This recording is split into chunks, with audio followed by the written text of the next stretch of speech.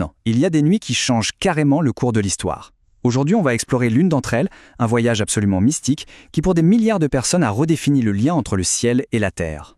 Oui, il existe des nuits comme ça. Des nuits rares, précieuses, où on a l'impression que le temps s'arrête. Ce ne sont pas juste des passages vers le jour, non. C'est comme des portails vers autre chose.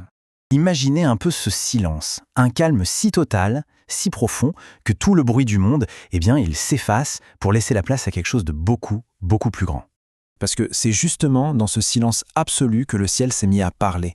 Et c'est l'histoire de cette conversation entre le divin et l'humain qu'on va découvrir ensemble. Alors, pour bien saisir toute la portée de ce voyage, il faut d'abord se remettre dans le contexte. On est à la Mecque. Et pour le prophète Mohammed, c'est une période de douleur immense, d'isolement total. On appelle cette période l'année de la tristesse. Pensez-y, il vient de perdre son épouse bien-aimée, Khadija, qui était son roc, son tout premier soutien, et en même temps, il perd son oncle, Abu Talib, son protecteur. Les persécutions contre lui et sa communauté s'intensifient. Il se retrouve vraiment profondément seul. Et c'est souvent comme ça, c'est précisément au cœur de cette obscurité, au moment le plus sombre de l'épreuve, qu'un événement divin incroyable est sur le point de se produire. Un honneur, un réconfort qui défie l'imagination. Cette nuit-là, donc, pendant que la Mecque dort à point fermé, une visite céleste a lieu. L'ange Jibril, Gabriel pour la tradition judéo-chrétienne, l'ange de la révélation lui-même, apparaît au prophète. Le voyage va pouvoir commencer. Et pour un voyage pareil, il faut une monture à la hauteur. On lui présente Al-Bourak. Les récits la décrivent comme une créature d'un blanc lumineux, extraordinaire, et dont chaque pas l'emmenait aussi loin que portait son regard. Une vitesse, vous imaginez, qui pulvérise toutes les lois de la physique. Et c'est comme ça qu'en un clin d'œil, le voyage se fait. De la Kaaba à la Mecque, jusqu'à la mosquée Al-Aqsa à Jérusalem, un trajet qui promet des semaines et des semaines en caravane, là, c'est fait en un éclair. Mais ce qu'il attend à Jérusalem, c'est peut-être encore plus fou. Tous les prophètes qui l'ont précédé sont là, tous, rassemblés.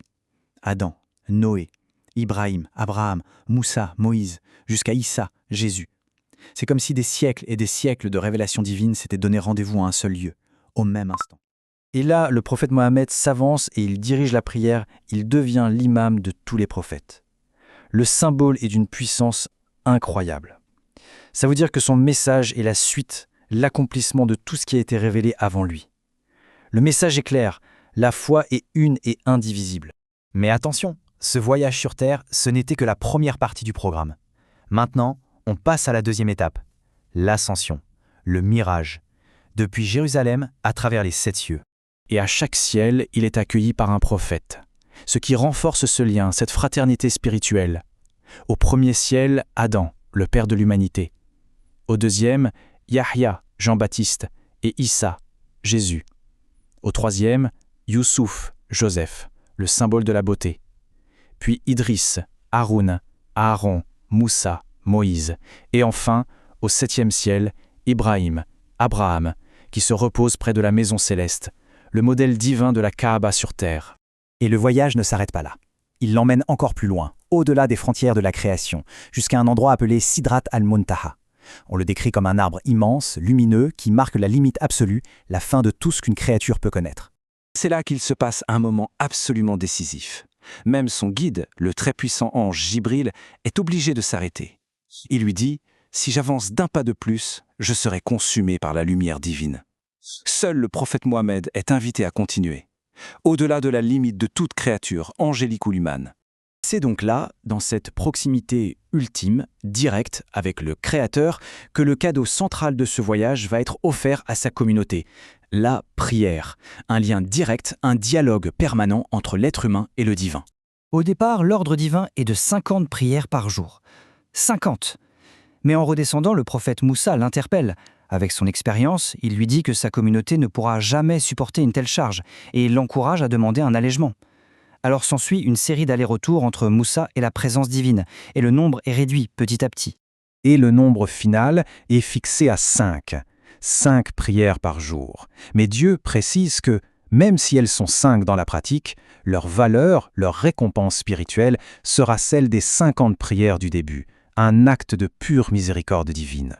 Avant même que le soleil ne se lève, le prophète est de retour à la Mecque. On dit même que son lit était encore chaud.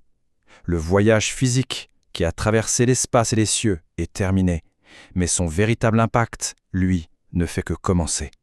Forcément, quand il raconte ce qu'il a vécu, les réactions sont mitigées. Beaucoup se moquent de lui, trouvent l'histoire complètement folle. Mais pour ses compagnons les plus proches, comme Abou Bakr, la foi est totale. Leur réponse est simple et directe. S'il l'a dit, alors c'est la vérité. Point. Et c'est ça, en fait, l'héritage de cette nuit, celui qui dure encore aujourd'hui. Depuis, pour les musulmans, chaque prière est vue comme une ascension personnelle, une occasion de se rapprocher de Dieu. Chaque prosternation est un petit écho de ce grand voyage céleste. Le message final de cette nuit est donc d'une grande clarté. La vraie élévation, la vraie grandeur, elle ne se trouve ni dans le pouvoir sur terre, ni dans la richesse. Elle se trouve dans ce simple acte d'humilité et de connexion qu'est la prière. Et c'est là tout le paradoxe et le miracle de cette histoire. Un seul événement, vécu par un seul homme, il y a plus de 1400 ans, continue encore aujourd'hui d'offrir une voie d'ascension à des millions de personnes, chaque jour. Ce qui nous laisse avec cette question finale: comment est-ce possible qu'une seule nuit puisse encore, de nos jours, élever des millions de cœurs ?